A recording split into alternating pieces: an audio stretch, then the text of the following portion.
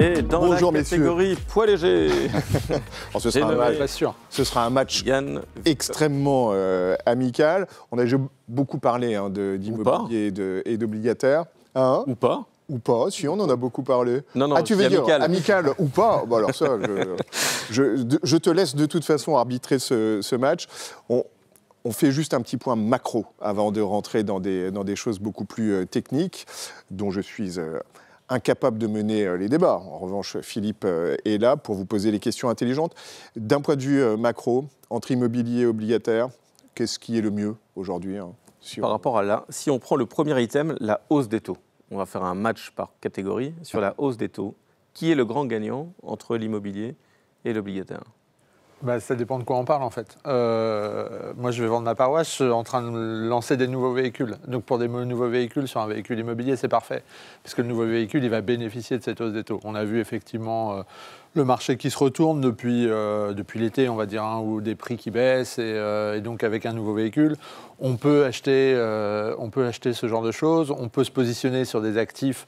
C'est vraiment un time to market qui est idéal parce qu'on a eu une crise du Covid avant qui a fondamentalement changé l'immobilier en profondeur sur tous les secteurs. On en a parlé mercredi. Et on a en plus cette hausse des taux qui fait que quand on a fait par exemple le BP, notre SCI qu'on a lancé l'année dernière, Territoire à venir, en 2021, on avait prévu d'acheter à 4,5 moyen avec une inflation d'1,5. Et le BP qui se réalise, il n'est pas du tout celui-là. On achète entre 5,5 et 6 en moyenne, on a une indexation de 6%, donc vous voyez que la perf, elle est bien meilleure. On fait une perf annualisée qui est de plus de 6%. Mais effectivement, par contre, les gens qui ont installé du stock immobilier à 3%, là, pour délivrer du rendement sur les 5-6 prochaines années, c'est compliqué. Petite question qui va dans le sens, est-ce qu'il faut être vigilant sur les SCPI ? Je parle au global, pas forcément chez toi, mais les SCPI qui ont utilisé beaucoup l'effet de levier ou qui l'utilisent encore ?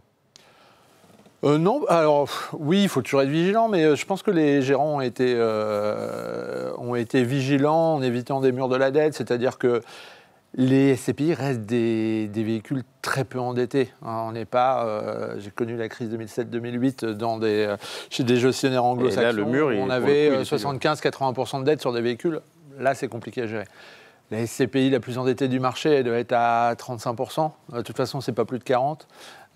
Et en plus, les gérants se sont arrangés pour avoir en général 3-4% à rembourser chaque année. Donc, c'est vivable normalement. On ne sait pas jusqu'où elle ira, cette hausse des taux. Le fait que ce soit encore assez volatile, ça ne change pas la donne ou plus les taux montent et mieux ce sera au final? Alors, les bons gérants, normalement, ont capé. J'étais dans une ancienne maison avant, tous les prêts que j'ai mis en place, je les ai capés à l'époque pour qu'il n'y ait pas de risque de taux. Donc, normalement, on n'est pas exposé en risque de taux. Après, je ne sais pas si tous les gérants l'ont fait, mais normalement, la bonne gestion dans une SCPI, c'est un véhicule de rendement qui ne va pas faire prendre ce genre de risque aux clients, en fait. Encore fallait-il anticiper une hausse des taux aussi forte. Parce qu'on peut avoir toutes les anticipations qu'on veut, ou on peut caper, effectivement, si c'est capé. Oui, mais un cap à 0,5 à l'époque, ça ne coûtait rien. Ouais, c'est vrai. Ça ne coûtait rien à mettre en place. Nous, on mettait des caps à 0,5. La dette coûte 0,5 de plus aujourd'hui, mais elle ne coûte pas 3,5 de Euribor en plus, quoi. Vincent, même réponse pour l'obligataire. Oui, sur la partie obligataire, on pense que 2023 sera une année... très probablement un cru exceptionnel avec des opportunités qui sont gigantesques. Donc la hausse des taux est très favorable à l'obligataire. Exactement. En fait. Mais l'obligataire nouveau peut-être. Exactement. Pour l'obligataire nouveau, la hausse des taux a fait passer une très mauvaise année aux détenteurs d'obligations. Pour autant, ça a remis l'obligataire au centre du jeu. C'est-à-dire qu'on a assisté depuis quelques années à une absence d'obligataire dans les allocations des clients, pour de bonnes ou de mauvaises raisons. Aujourd'hui, avec l'hausse de taux qu'on a vécue l'année dernière, donc il faut quand même le rappeler, c'est la plus forte hausse de taux qu'on ait connue, en tout cas sur les taux américains, depuis 1979, au lendemain du second choc pétrolier, qui a eu pour impact sur le prix, la valorisation des obligations, un crack qui est qui n'a peut-être jamais été atteint. Jusque-là, on a les années 29-30 qui étaient à peu près comparables. Donc aujourd'hui, on a des opportunités à la fois sur les valorisations des obligations, mais surtout sur le rendement. Et on se retrouve avec des portefeuilles notamment de très belle qualité, investment grade, donc triple B et supérieur, avec des rendements supérieurs à 5,5%, ce qui n'était pas arrivé depuis des années. Donc pour tout nouvel entrant sur un fonds obligataire, il y a des opportunités qui sont phénoménales. Si je résume, on a lancé le sondage, pardonne-moi, je te laisse poursuivre ensuite. C'est le match aussi avec les CGP qui sont en train de répondre. Quelle classe d'actifs privilégiez-vous actuellement? Ça tourne plutôt à l'avantage de l'obligataire. On voit qu'on est à 63% versus 38%, ce qui d'ailleurs n'est pas très logique. Ça devrait être 62, 38%, mais enfin, bon, on n'est pas à 1% près. Pardon Philippe, je t'ai interrompu. Ah, c'est bon, tu vois, ils t'ont écouté. Ça y est. 58-42. Enfin bref, ça, on donnera le résultat tout à l'heure. Si je résume sur la hausse des taux par rapport à cet item-là, c'est globalement, il y a une vraie valeur pour le nouvel entrant. Et peut-être au détriment de l'ancien d'ailleurs. Par rapport à ça, il faut nuancer les deux. Donc on dit que la hausse des taux est très favorable à l'obligataire, surtout pour les nouveaux et le new cash. Alors, sur l'obligataire, il y a quand même un point qui est très intéressant et qui fait la beauté de l'obligataire, c'est que dans l'obligataire, on a une date et un prix de remboursement. Donc il faut juste être patient pour les plus anciens. Exactement. Les erreurs de court terme sont les investissements de long terme, c'est ça?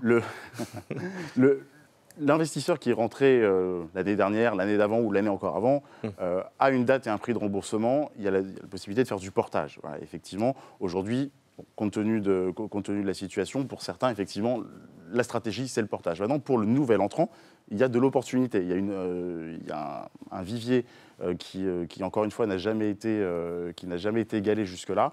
Donc, pour nous, détenteur obligataire reste sur ses obligations et nouvel entrant, qui était sur d'autres classes d'actifs jusque-là, a un très beau couple rendement-risque. Alors du coup, j'arrive à une deuxième question, parce qu'on a vu la hausse des taux. Le deuxième phénomène qu'on n'a pas connu depuis 40 ans, c'est la hausse de l'inflation. Et je vais poser la question à Yann. Est-ce que l'immobilier sort gagnant, ou plus gagnant que l'obligataire, on verra après, mais de cette mécanique d'inflation qui arrive? Oui, bien sûr, parce qu'on a... Et en plus, c'est une inflation qui est tirée par les prix de l'énergie. Or, on sait que la composante énergie dans la construction des index d'indexation des loyers, donc l'ILC, l'ILAT, l'énergie a une part importante dans cette construction. Donc souvent, les indices ressortent plus fortes que l'inflation. Et donc on va avoir des grosses... Et des locataires qui sont en capacité d'absorber. Et c'est assez crucial. L'analyse du locataire aujourd'hui, elle est cruciale sur ce qu'on achète. Clairement, nous, par exemple, on a sur Territoire Avenir une durée résiduelle de Beauferme de 9 ans. Donc il faut s'assurer que sur ces 9 ans, les locataires puissent payer les loyers. Donc on a du Enedis, on a du Orange, on a du La Poste, parce que ces gens-là, on est à peu près sûr. Mais il faut être très vigilant. C'est pour ça qu'aujourd'hui, nous, le commerce, on fait très très attention, et pour l'instant on n'a acheté aucun actif de commerce, on en regarde, mais c'est compliqué parce qu'il va falloir faire face. On sait que le législateur en plus a tendance à vouloir limiter ses loyers, donc il faut être très vigilant sur les classes d'actifs sur lesquelles on investit et sur le locataire. Vincent, sur l'inflation. Est-ce que vous intégrez l'inflation dans la construction du portefeuille? L'inflation est une composante incontournable, bien évidemment. À court terme, c'est plutôt un frein, et on l'a vu l'année dernière avec le krach obligataire qu'on a connu. Maintenant, la réponse des banques centrales a été très ferme, à la fois aux États-Unis et en Europe. Maintenant, il faut quand même garder à l'esprit que l'inflation aujourd'hui se stabilise. Alors, dire qu'il y a un pivot, qu'elle ralentit, qu'on est au bout du tunnel, on n'en sait rien, mais en tout cas, on verra ça plus tard. On le saura plus tard. Une stabilisation. Et qui est plutôt une bonne nouvelle dans la mesure où, notamment la Banque Centrale Européenne, va probablement calmer ses programmes de resserrement monétaire qui, de toute façon, ne sont pas viables à long terme compte tenu de l'endettement des États européens. Est-ce qu'il y a un retour, de l'obligation indexée? Il y avait les OATI. Alors, OAT, j'imagine que ça ne rentre pas trop dans votre spectre d'investissement, mais est-ce qu'il y a un retour d'obligations indexées? Est-ce que ça existe, notamment pour le corporate? Oui, alors il existe ces obligations. Certains gérants y ont eu recours l'année dernière. Nous, on ne prend pas ce type de... Ça ne fait pas partie des types d'obligations qu'on sélectionne en portefeuille. Mais oui, effectivement, il y a des obligations indexées et ça peut être une réponse. Pour ceux qui sont en stress ou qui ont envie d'intégrer l'inflation dans leur solution. On poursuit les discussions dans un instant. On verra le résultat du sondage, évidemment, à la fin, avec la deuxième chronique de cette matinée sur la finance éco-responsable par Nicolas Lemaire, juste après une page de pub.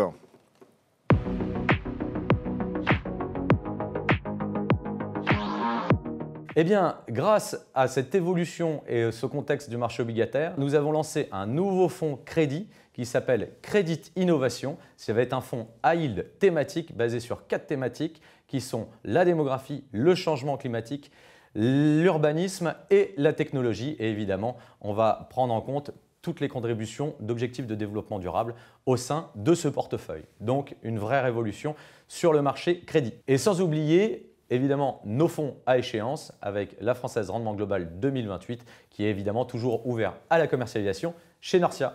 Alors, sur les expertises immobilières de la Française en 2023, nous poursuivons le déploiement de la durabilité appliquée à nos expertises immobilières, bien évidemment, puisque ce sujet est central, pas que pour 2023, donc une métamorphose qui va durer au travers des solutions d'immobilier qu'on vous propose, que ce soit sur la santé, mais aussi sur la logistique, les bureaux. Des véritables révolutions sont en œuvre et on vous donne rendez-vous, bien évidemment, pour échanger ensemble lors des Universités de Norcia 2023.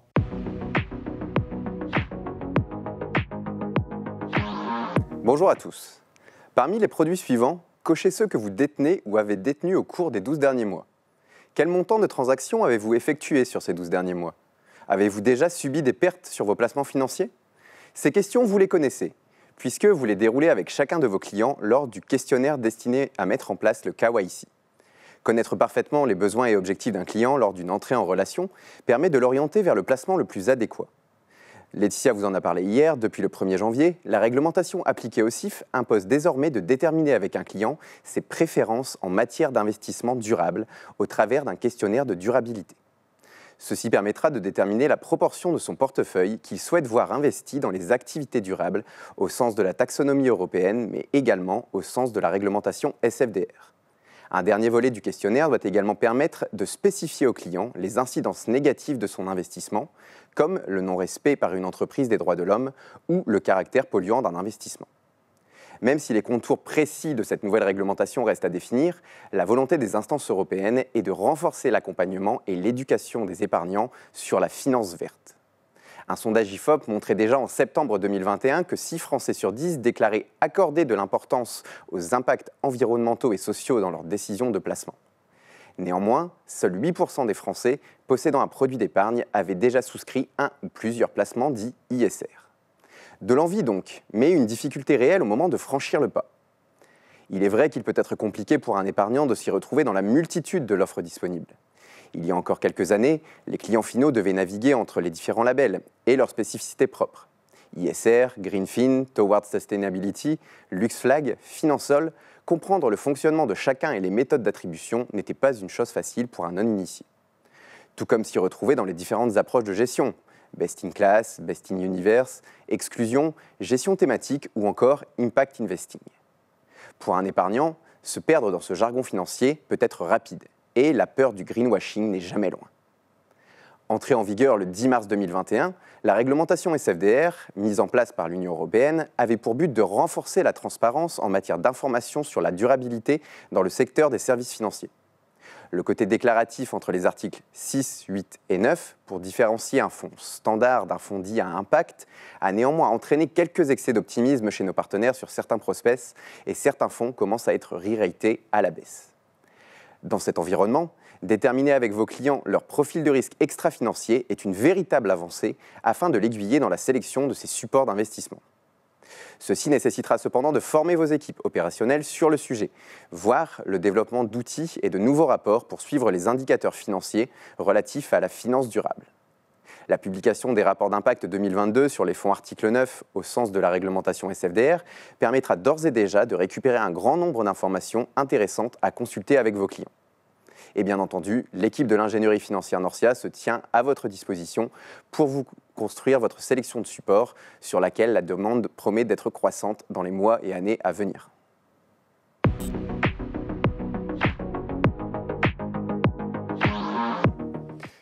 Et retour en direct, c'est la magie de la télé, parce qu'on le voit juste derrière, Nicolas Le Maire, hein, avec exactement la même veste. Donc il est parmi nous, en train de sourire.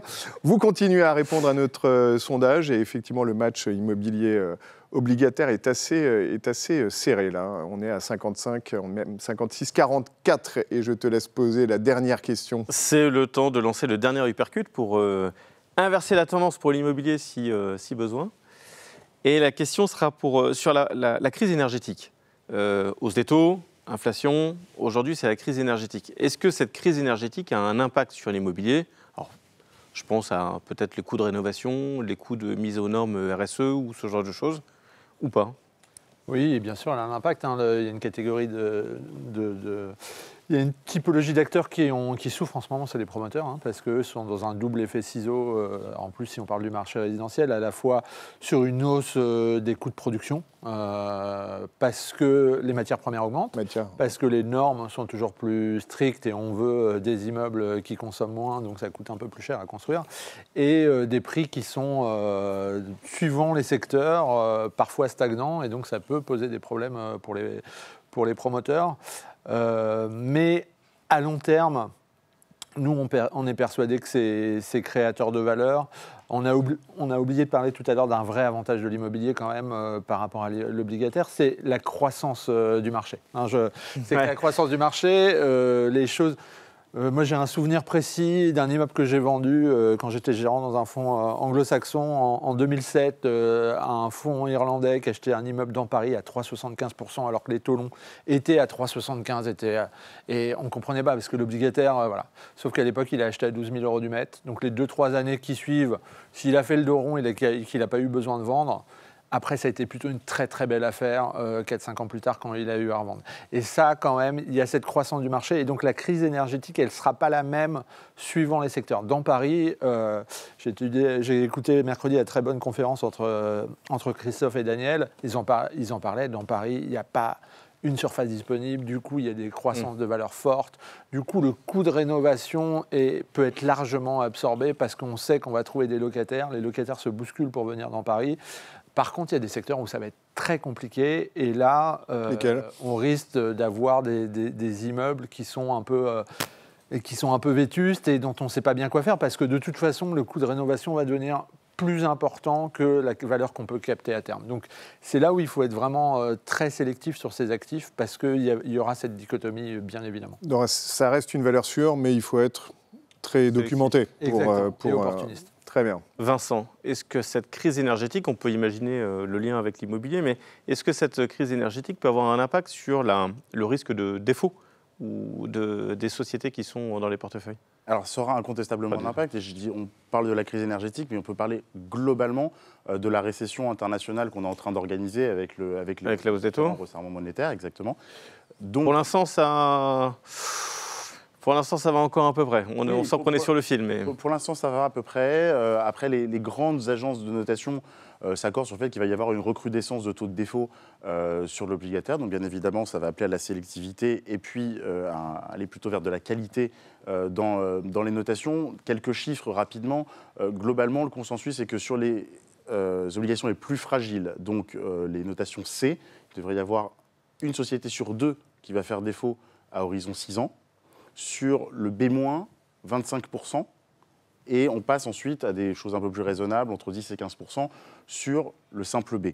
Donc il y a quand même à avoir en tête un besoin de sélectivité. Le défaut, c'est comme l'inflation, on n'en a pas vécu beaucoup sur les dernières années, mais le défaut va revenir, et c'est pour ça, je pense qu'on parlera un petit peu de nos produits après, qu'on a concentré notre gamme, même ils font high yield, sur la partie haute du high yield, de sorte à se prémunir au maximum de ces risques de défaut. Et le deuxième point sur lequel il faut être très vigilant quand on sélectionne un fonds obligataire aujourd'hui, c'est la diversification du risque.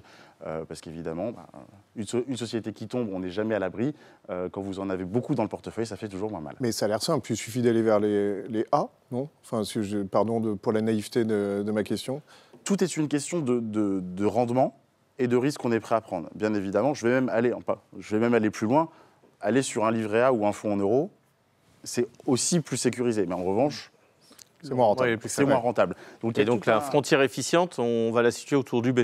C'est-à-dire qu'en fait, à B, on se dit qu'on a un risque qui n'est pas très important, mais un surcroît de rentabilité qui est intéressant. En fait, ton risk-reward, à notre sens, des mots super sympas. En dessous de simple B, on se met en danger. Voilà. Et c'est plus de défection qu'avant, juste pour info ? Oui. Donc il faut faire une recrudescence de taux de défaut et faire plus attention. Voilà, il faut faire plus attention. Les défauts, on en a beaucoup moins eu depuis la crise des subprimes parce que les banques centrales ont inondé le marché de liquidités et acheté à peu près tout à tour de bras. Mais aujourd'hui, cette question du défaut va revenir dans le débat. Allez, on prend une minute pour parler de vos produits, pour conclure. Qui va sceller le match. Comment? Qui va sceller le match. Qui va sceller le match, ouais. On va parler de... Mercredi, on n'a pas parlé de Silver Avenir, donc là, on va parler de notre nouvelle SCPI qui s'appelle Transition Europe, qui est lancée depuis le 2 janvier, qui est toute nouvelle. Et donc, voilà, c'était ce que je disais en début d'émission sur le fait que les nouveaux fonds, aujourd'hui, bénéficient de conditions très attractives. Les actifs qu'on achète aujourd'hui, l'actif qu'on achetait à Rotterdam fin décembre, et c'était 6,5%. On achète un actif à Malaga en fin de mois là, qui est à plus de 7,5%. Voilà, on a ce genre d'opportunité, mais je dirais qu'on n'a pas le choix. Parce qu'on va se retrouver, et on a bien conscience de ça, face à des produits financiers. On parle de banques qui sont en train de créer des livrets à 4%. Si ma SCPI a des livres du 4%, je ne sais pas comment je vais faire pour en vendre à côté, quoi. Et donc, nous, on a conscience de ça et on veut faire des produits qui délivrent vraiment de la performance pour se différencier. Et Transition Europe, c'est une SCPI en plus avec cet avantage, je dirais, un peu fiscal du fait d'être investi essentiellement hors de France. Du coup, la fiscalité, ce qu'on verse, c'est quasiment du dividende net parce qu'elle va payer son IS à l'étranger, la SCPI, et que c'est des IS très faibles. L'IS allemand sur les loyers est à 15%. Donc, si vous ajoutez un peu d'amortissement, ça vous fait de tomber à 5-6% de taux effectif d'imposition. Donc, voilà, la SCPI a encore de nombreux avantages à faire valoir. Vincent. Alors, la gestion obligataire chez Taylor Asset Management, elle repose sur deux piliers. Le premier, c'est qu'on nous sommes des gérants obligataires dits value. Donc, on va aller chercher des obligations qui sont décotées par rapport à leurs comparables ou par rapport à un secteur. Et puis, le deuxième point, c'est qu'on a une gestion internationale, qu'il s'agisse de la nationalité des émetteurs des obligations, mais également des devises, sachant qu'on couvre l'intégralité du risque de change. Ce process, il se décline sur 3 fonds. Qui sont complémentaires, et on parlait tout à l'heure de profil de risque et d'espérance de rendement. Donc on a un premier fonds qui s'appelle Taylor Credit Short Duration, qui, comme son nom l'indique, investit sur des obligations à maturité courte, donc actuellement 6 mois en moyenne. C'est un fonds qui actuellement a 2 tiers d'investment grade et 1 tiers de high yield, donc à la fois court et qualitatif, sur lequel on a un SRRI 2. Voilà. Et il fait partie des meilleurs fonds dits short duration du marché. Nous avons en intermédiaire un fonds qui s'appelle Taylor Crédit Rendement Cible, qui lui est un fonds maturité 2028. Alors c'est un fonds à échéance 2028, mais qui n'est pas un buy and hold, je tiens à le préciser. C'est un fonds avec une gestion très active, 100% focalisé sur la partie donc investment grade, le plus qualitatif, donc triple B pour 85% et 15% de A. Et c'est une très belle gestion qui bénéficie d'une opportunité de marché sans précédent, parce qu'effectivement, l'investment grade, un peu paradoxalement, enfin même très paradoxalement, est ce qui a le plus baissé l'année dernière. L'année dernière, plus c'était qualitatif, plus ça baissait. Donc aujourd'hui, pour nous, il y a une véritable source d'opportunité avec un rendement embarqué de 5,5% sur le fonds. Et enfin, un troisième fonds qu'on a lancé très récemment, à l'automne dernier, qui s'appelle Taylor Credit 2028, qui est un fonds daté, mais lui pour le coup, buy and hold, principalement high yield, donc il y a 3 quarts de high yield et 1 quart de investment grade. Et sur le high yield, comme je vous disais tout à l'heure, 0% d'obligations inférieures à simple B. Voilà. Donc on a cette gamme, un petit peu pour tous les goûts, pour la trésor, en investment grade, en high yield. Donc après, chacun peut y voir son intérêt, SRRI 2, 3 et 4. Et je finirai juste en disant un mot sur les atouts majeurs de l'obligataire. Déjà, c'est la classe d'actifs qui est la plus liquide. Voilà, on croit souvent que les marchés actions sont le marché les plus profonds, mais en fait non. Les marchés obligataires sont de très loin les marchés les plus profonds, donc il y a une liquidité qui est exceptionnelle. Cette année, nous avons une opportunité d'investissement comme on n'en a peut-être jamais eu par le passé. Et puis, petit clin d'œil à mon camarade, l'obligataire n'est pas soumis à l'IFI. Ah, voilà. Le fameux impôt sur la fortune immobilière. Alors, est-ce que dans un PER, l'immobilier n'est pas soumis à l'IFI? Est-ce que c'est à cause de ça? Mais en tout cas, le match, vous allez le voir, en tout cas dans le sondage, a tourné à l'avantage de l'obligataire. On est à 60-40, qui est un beau résultat malgré tout, et ça n'empêche en rien. Vous voyez, Philippe? Eh bien, ce qui est bien, c'est de faire les deux. Moi, j'ai tendance à dire, on diversifie son portefeuille, voilà. on décorrèle. nos portefeuilles. On annonçait un match, en fait c'est l'école des fans de Jacques Martin, vous avez tous les deux 10 sur 10, et c'est formidable, on vous applaudit chaleureusement. Je n'ai pas vu mes parents dans le public. Non, ils sont beaucoup trop jeunes, effectivement, derrière. Merci infiniment à tous les deux, on peut vous applaudir. Merci. On va retrouver une des stars de Norcia, un plongeur, hein, puisqu'on parlait de plongeon tout à l'heure avec Taïk Chris de très haut niveau, hein, bien sûr. Il reviendra nous parler de crypto dans la toute dernière table ronde. C'est Laurent Auvion qui nous fait sa chronique sur l'évolution des cryptos juste après une petite pub.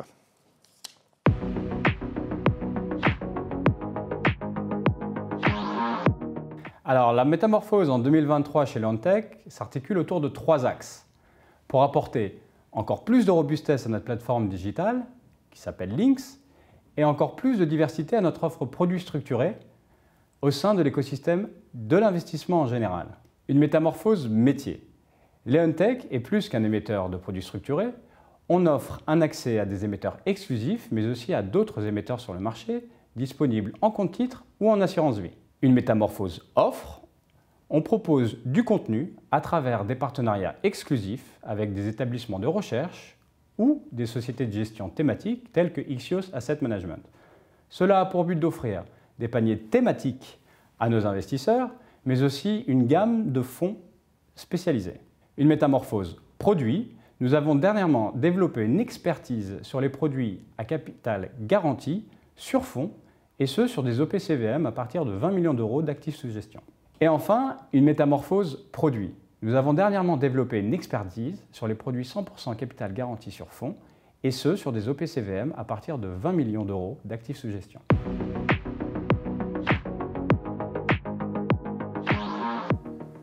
Bonjour Emmanuel, bonjour Philippe, bonjour à tous. Année 2022, annus horribilis pour le marché des actifs numériques au sens large. La capitalisation totale est passée de 3 200 milliards de dollars à son plus haut fin novembre 2021 à moins de 800 milliards fin 2022. La baisse des marchés a été continue tout au long de l'année et plusieurs événements marquants sont venus amplifier ce phénomène. Les actifs numériques constituent une classe bien à part, éminemment risquée et historiquement très volatile. Les incertitudes pesant sur les marchés en début d'année ont poussé les investisseurs à se détourner des actifs risqués. On a vu des stars de la cote 2022 comme Tesla, Netflix ou Zoom perdre aussi jusqu'à 70% de leur valeur. Les acteurs de la crypto sont encore très jeunes. Il est très difficile en période de forte volatilité de se tourner vers l'analyse fondamentale. Il reste donc aux traders quotidiens l'analyse purement technique qui se transforme alors en prophétie autoréalisatrice et amplifie les mouvements de très forte baisse. Et puis, nous avons eu notre lot de défaillances et de nouvelles destructrices pour l'écosystème des acteurs qui se veulent vertueux. Ce fut Terra Luna et son soi-disant stablecoin UST, 72 milliards de dollars partis en fumée en 48 heures, avec les dommages collatéraux sur l'ensemble des acteurs associés au protocole. Et comme si cela ne suffisait pas, FTX, deuxième plateforme centralisée de trading crypto, a été placée en faillite en fin d'année, entraînant la ruine de ses clients et partenaires. Alors que diable irions-nous faire dans cette galère en 2023 ? Nous sommes toujours convaincus de l'émergence d'un nouveau secteur d'activité au sens large, qui s'appuiera sur la technologie blockchain et sur le consensus. Nous allons continuer d'entendre beaucoup parler de NFT, de tokens et autres métaverses en 2023. L'émergence d'une nouvelle technologie et de son secteur d'activité prend du temps. Nous ne pouvons pas condamner les acteurs de la crypto à la seule analyse des performances du marché. Sinon, nous serions tous passés à côté d'Internet en 2001. Et je rappelle qu'il a fallu attendre 8 ans avant de voir débarquer l'iPhone et la révolution des smartphones. Donc nous continuerons, chez Norcia, à vous proposer les meilleurs produits, cotés, non cotés ou directement en actifs numériques. C'est notre rôle et notre conviction. Nous continuerons de sélectionner les acteurs en fonction de leur expertise, de leur savoir-faire, des tests d'investissement et modes de gestion, et bien sûr, en fonction de leur niveau d'encours et de leur pérennité. Nous avons un œil permanent sur la réglementation française et nous sélectionnons exclusivement les acteurs PSAN enregistrés auprès de l'AMF et supervisés par la CPR. Les niveaux actuels du marché des actifs numériques offrent des opportunités d'entrée très intéressantes. Il est plus que temps de s'y intéresser en adaptant évidemment l'allocation et le niveau de risque de vos clients. Je vous retrouve en fin de matinée pour nous projeter vers 2023 qui ne sera pas encore annus mirabilis mais qui promet de très belles opportunités d'investissement. À tout à l'heure.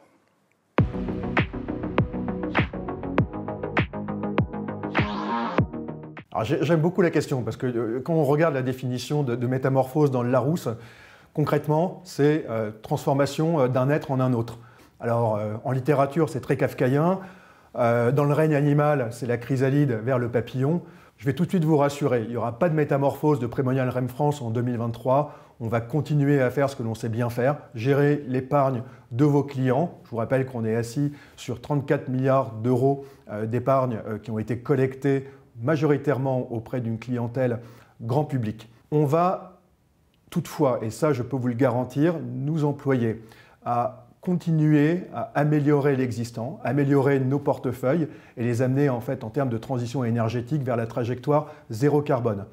Mais à côté de ces objectifs environnementaux, on va s'attacher aussi à avoir des objectifs sociétaux assez ambitieux, notamment sur le résidentiel, mais aussi et surtout sur la santé, pour laquelle nous avons déjà un programme d'investissement déjà très important en 2023 sur la SCPI Primovie et puis sur la SCI Cap Santé. Et là, c'est un peu un scoop, la SCI Cap Santé rouvrira à la commercialisation en début d'année 2023. Investir dans la santé, vous le savez, c'est répondre à des enjeux démographiques assez importants, de vieillissement, et puis des enjeux immobiliers également pour faire face, bien sûr, à des besoins en termes d'infrastructures toujours croissants.